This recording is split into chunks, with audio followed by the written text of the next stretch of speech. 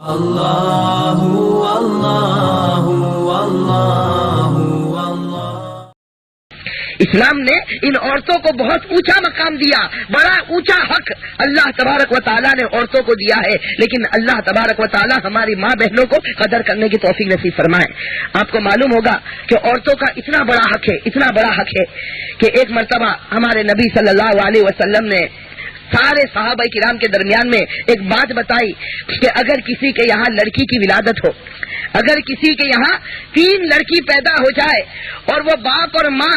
تینوں لڑکی کی اچھے طریقے سے تربیت کرے، پھر مناسب جگہ پر رشتہ کرا دے، اللہ کے رسول فرماتے ہیں میں گارنٹی دیتا ہوں کہ ایسے ماں باپ کو خدا جنت نصیب کرے گا۔ اگر 3 لڑکیوں کی صحیح طور پر تربیت کرے اور مناسب جگہ پر رشتہ کرا دے، ہمارے نبی فرماتے ہیں کہ ایسے ماں باپ کو جنت نصیب ہوگی۔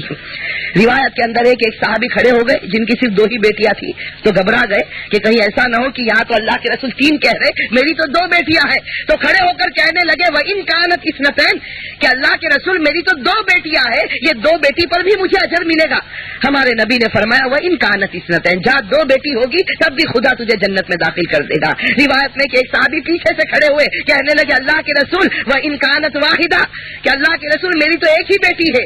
میری ایک ہی بیٹی ہے، کیا مجھے بھی بدلہ ملے گا؟ اللہ کے رسول نے فرمایا وَإِن كَانَتْ وَاحِدَةً، جہاں اگر ایک بیٹی کی تربیت کر لی اور صحیح جگہ اس کا رشتہ کرا دیا، اس کو اللہ والی تم نے بنا دیا، تو یہ بیٹی تمہیں جنت میں داخل کرا دے گی۔ تو میرے بھائیو، یہ لڑکیوں کا ہونا، یہ بیٹیوں کی ولادت کا ہونا، یہ اللہ کی طرف سے بہت بڑی نعمت ہے۔ اس لیے بڑا بدنصیب ہے وہ آدمی کہ جس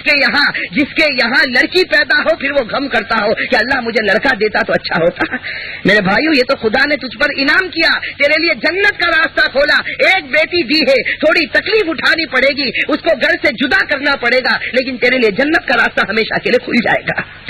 میرے بھائیو، عورتوں کا بہت اونچا مقام ہے۔ اتنی بات سمجھ لو کہ زمانے جاہلیت کے اندر عورتوں سے بہت نفرت کی جاتی تھی۔ زمانے جاہلیت کے اندر کسی کے یہاں لڑکی پیدا ہوتی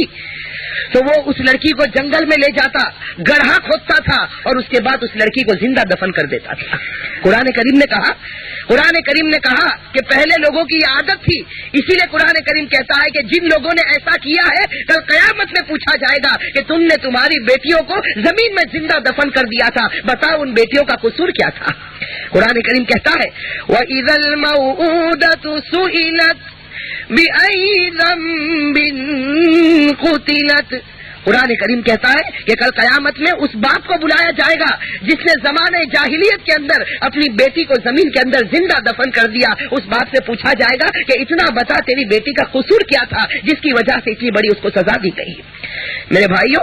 پہلے زمانے میں ہمارے نبی صلی اللہ علیہ وسلم کے دنیا میں آنے سے پہلے اور ہمارے نبی صلی اللہ علیہ وسلم کو نبوت ملنے سے پہلے بہت سے لوگ ایسے تھے کہ جن کے ہاں لڑکی پیدا ہوتی تھی تو ان کا چہرہ گر جاتا تھا اور لڑکیوں کو مارنے کے اوپر تل جاتے تھے۔ اسی لیے ایک مرتبہ ہمارے نبی صلی اللہ علیہ وسلم بیٹھے تھے، بڑی عجیب روایت ہے، ایک مرتبہ ہمارے نبی صلی اللہ علیہ وسلم بیٹھے تھے کہ ایک صحابی دوڑتے ہوئے آ رہے اور آنکھوں سے آنسو جاری ہے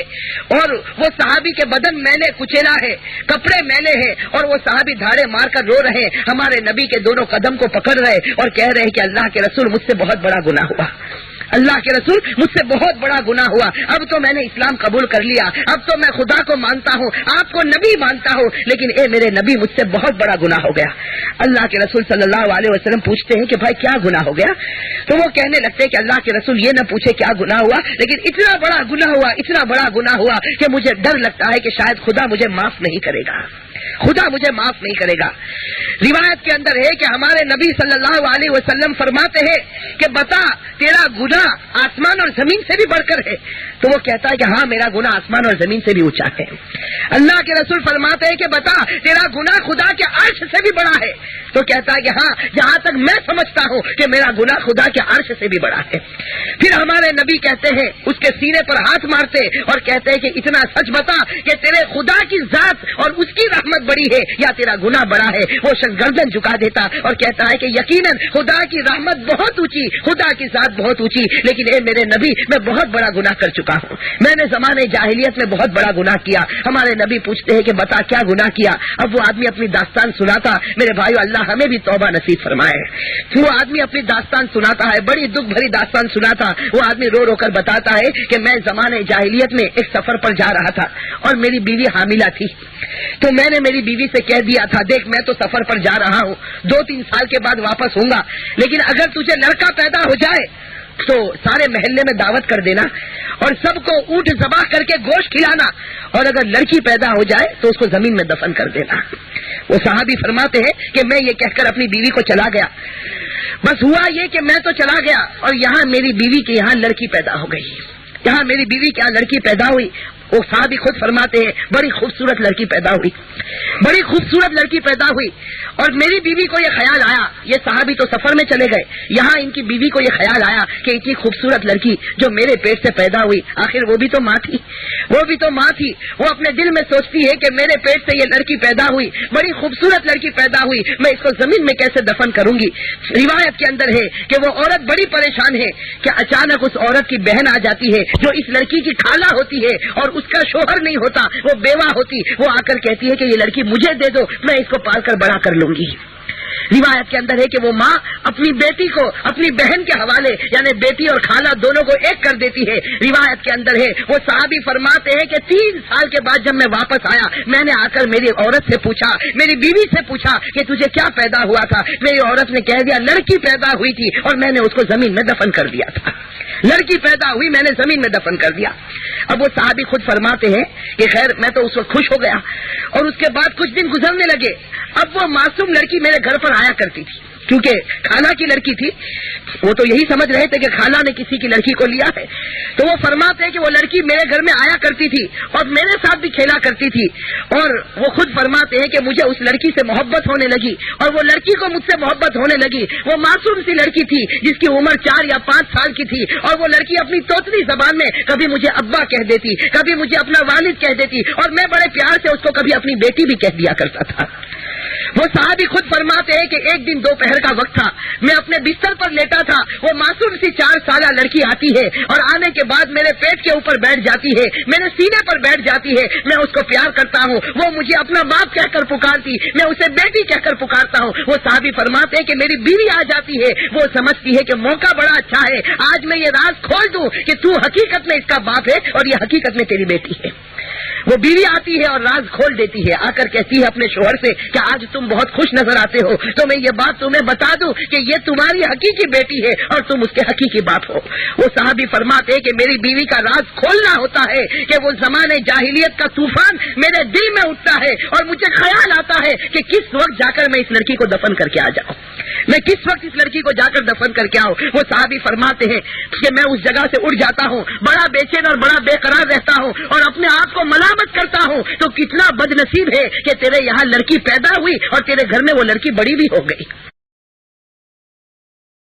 وہ صحابی فرماتے ہیں کہ عجیب و غریب میرے دل میں خیالات آتے ہیں، عجیب و غریب میرے اندر غصے کا طوفان آتا ہے۔ وہ فرماتے ہیں کہ میں کچھ نہیں کہتا، ایک دن میری بیوی سے کہتا ہوں کہ تو اس بیٹی کو اچھے کپڑے پہنا دے کہ آج میں اس کو گھمانے لے جانا چاہتا ہوں۔ وہ بیوی بیچاری معصوم، وہ بیوی بیچاری کچھ نہیں جانتی، اپنی بیٹی کو اچھے کپڑے پہناتی اور کہتی ہے کہ جا آج تیرا ابا تجھے گھمانے کے لیے لے جا رہے۔ وہ صحابی فرماتے ہیں میری بیٹی خدا کی قسم اس وقت بڑی خوبصورت دکھتی ہے جب اس کو اچھے کپڑے پہنا دیے جاتے، لیکن وہ باپ کہتے ہیں، وہ صحابی کہتے ہیں کہ میرے دل میں وہ غصے کا طوفان آتا، ایک ہی بات آتی ہے کہ تیری لڑکی کسی کے گھر جائے گی، تو سسر کہلائے گا، کوئی تیرا داماد کہلائے گا، اور یہ ساری ذلت میں برداشت نہیں کر سکتا۔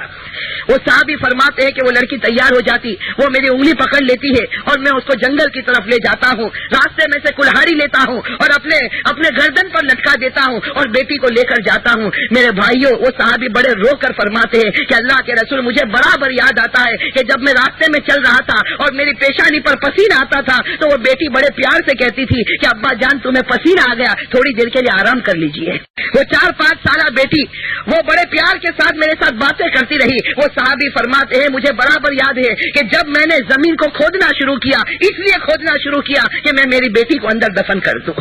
وہ صحابی فرماتے میں نے کھودنا شروع کیا، میری پیشانی سے پسینے کے قطرے ٹپکنے لگے اور میرا بدن تھکنے لگا۔ تو وہ صحابی فرماتے ہیں کہ میری بیٹی دور سے دوڑتے ہوئے آتی ہے اور اپنا کپڑا جو اس نے پہنی ہے بڑا پیارا کپڑا ہے، لیکن اس کپڑے سے میرے پسینے کو صاف کرنے لگتی ہے۔ وہ صحابی فرماتے ہیں کہ بڑا عجیب و غریب حال تھا اس وقت میرا، لیکن خیر وہ زمانے جاہلیت کا نشہ میرے سر کے اوپر سوار تھا۔ وہ صحابی فرماتے ہیں کہ میں گڑھے کو کھود دیتا ہوں اور اس کے بعد میری لڑکی کو بڑی ظالمانہ طریقے سے پکڑتا ہوں اور اس کو اس کے اندر ڈال دیتا ہوں، اس پر مٹی ڈال دیتا ہوں۔ وہ صحابی فرماتے ہیں کہ وہ لڑکی اندر سے پوچھتی ہے کہ ابا جان مجھ سے کیا قصور ہو گیا جس کی وجہ سے آج مجھے دفن کیا جاتا۔ وہ لڑکی بہت مجھ سے بھیک مانگتی لیکن میں پیچھے مڑ کر نہیں دیکھتا اور وہ لڑکی کو ہمیشہ کے لیے خدا کے حوالے کر دیتا۔ وہ صحابی اپنا یہ واقعہ بیان کرتے، اس کے بعد ہمارے نبی صلی اللہ علیہ وسلم کی طرف دیکھتے ہیں۔ روایت کے اندر ہے کہ ہمارے نبی کا پورا چہرہ آنسوؤں سے بھرا ہوا، حضرت ابو بکر رو رہے، حضرت عمر فاروق رو رہے، سارا مجمع روتا ہے۔ اللہ کے رسول اس صحابی سے کہتے ہیں کہ اے صحابی، اس صحابی سے کہتے ہیں کہ یقیناً تیرا گناہ بہت بڑا ہے لیکن اسلام کی برکت سے خدا نے تیرے اس گناہ کو معاف کر دیا ہے۔ تو مسلمان ہوا، تیرے مسلمان ہونے کی وجہ سے خدا نے اس گناہ کو معاف کر دیا۔ لیکن ہمارے نبی فرماتے ہیں کہ تو نے جو واقعہ بیان کیا تو وہ لڑکی کے جو چیخنے کی آواز ہے وہ آج بھی میرے کانوں کے اندر آ رہی ہے۔ ہمارے نبی فرماتے ہیں وہ لڑکی جس طریقے سے چیخ کر اپنے باپ کو بلاتی تھی وہ آواز میرے کان میں ابھی بھی آتی ہے۔ اس سے ہمارے نبی فرماتے جا خدا سے معافی مانگ، خدا اتنا کریم ہے، اتنا غفور ہے کہ اگر تو رو رو کر معافی مانگے گا خدا تیری بیٹی کو تجھ سے راضی کر دے گا، کل قیامت کے میدان میں بیٹی کے بارے میں سوال نہیں ہوگا۔ میرے بھائیوں، اسلام نے عورت کو بہت اونچا مقام دیا۔ ہمارے نبی صلی اللہ علیہ وسلم نے آنسو بہائے اگر کسی لڑکی کو زندہ دفن کیا گیا۔ اسلام نے عورت کو بہت اونچا مقام دیا۔ اسی لیے میں اپنی ماں بہنوں سے بھی کہتا ہوں، اس بات کو کہتا ہوں کہ جب خدا نے ہمیں اتنا اونچا مقام دیا تو ہم خدا کے ساتھ محبت کرنے والی